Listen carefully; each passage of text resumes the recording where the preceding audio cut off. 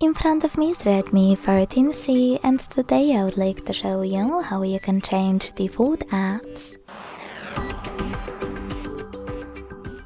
Begin by opening Settings and scrolling down to click on Apps over here. Then select Manage Apps.